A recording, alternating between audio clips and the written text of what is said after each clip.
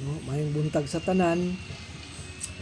Nanapog ko i-share nga verse bahin sa gugma nga dunay pagdisiplina sa atong kaugalingon. No? Mag-prayer ta, mag-ampo ta. Lord, salamat Ginoo sa kabuntagon. Salamat sa grasya nga among badawat sa matag adlaw, Lord.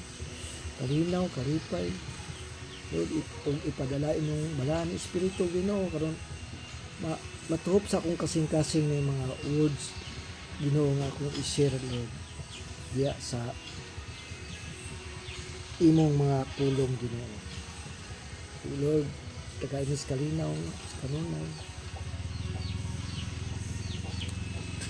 Ug dinita sa 1 Corinto 13 verse paingon sa 7. Ang gugma mapailubon ug maluluyon. Dili kini masinahon o panghambog. Munay ingon sa Dios. Ang gugma dili mapahitason o bastos. Ang gugma dili mamugos sa kaugalingong kagustuhan. Ang gugma dili masuk-anon o magdumot. Ang gugma dili malipay sa daotan kundi sa kamatuoran or matarong. Ang gugma mo pailog, mutuo, mulaom, ug mulahutay. Dayon diya sa Dios. No, salamat Lord sa imong tulong. Salamat Ginoo sa imong mensahe, Lord.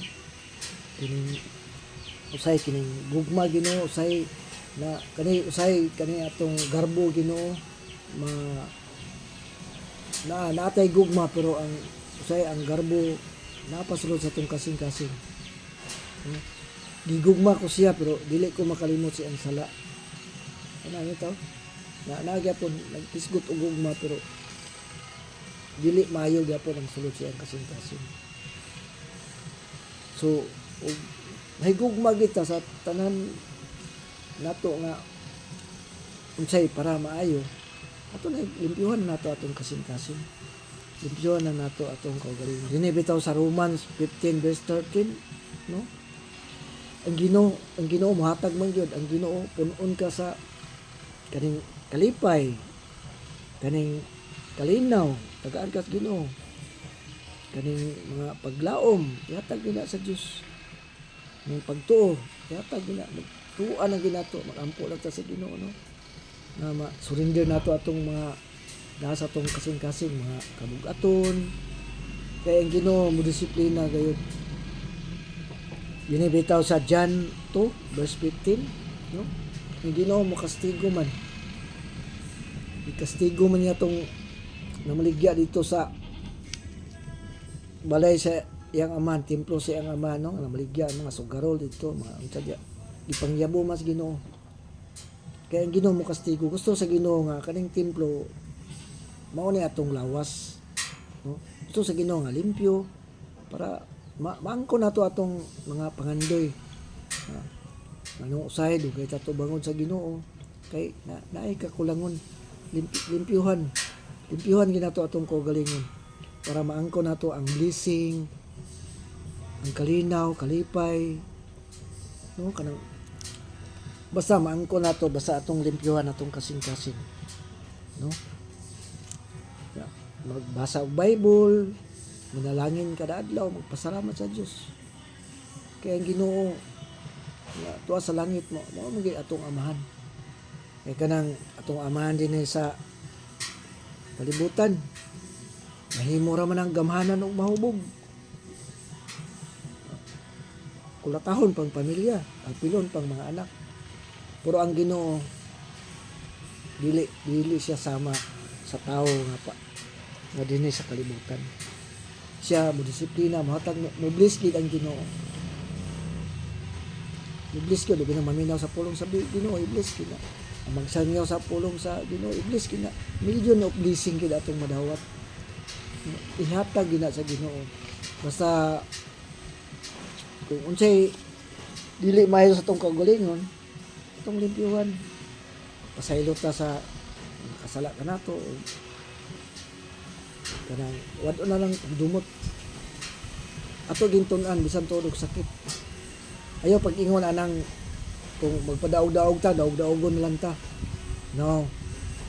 dili na iyas Ginoo, iya na sa kaaway, iya na sa garbo, imo ng garbo na siya.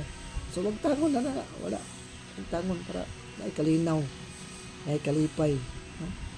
Diya sa tong pamilya magpinasailuay, no? Unsay mga kakulangon, dili kay magdumot ang anak, dili na to dumtan o anak ayaw pod niya dumti ang inyong ginikanan. Wala munay disiplina sa Dios sa atong tagsa-tagsa ka kinabuhi, no? Busa limpyuhan nato atong templo. Ay Ginoo mo kastigo, mabadlong ginang Ginoo gyud. Munang nganong gahi nganong Lord, nganong umsam ni Lord. Usay basulo na to ang Ginoo. Kita ra may nagkuan sa atong kaugalingon. So limpyuhan. Una limpyuhan din nato atong kasing-kasing. Mo gina magtuon gid ta. Kaya ako paning kamot man gid ko uban sa tabang sa Ginoo, no? Mag-usab ni gid, guwang naman ko ha. Doon na ko mamatay oh. Napa ko'y 40 ani ka kinabuhi gikan karon na. Salamat sa Ginoo. Iya pagi kong gamito na. Okay ra maayo. Maayo kay ang tao mamatay gyud sa unsaon. Hinalan ta kutob, magpasalamat ko sa Ginoo. Lord, salamat Lord. Salamat sa imong mga pulong Ginoo nga mutuhok ni sa among kasing-kasing Lord. Lord, salamat. Bless me Ginoo. Pasayloa mi sa among mga sala Lord. Panang langini mi Lord matagad Lord. Katag ang kalinaw Lord, kalipay Lord. Pagtuod ya kanimo Ginoo. Musamot among pagtuod ya kanimo Lord. Salamat dalaygon kay Ginoo in Jesus name. Amen. Amen.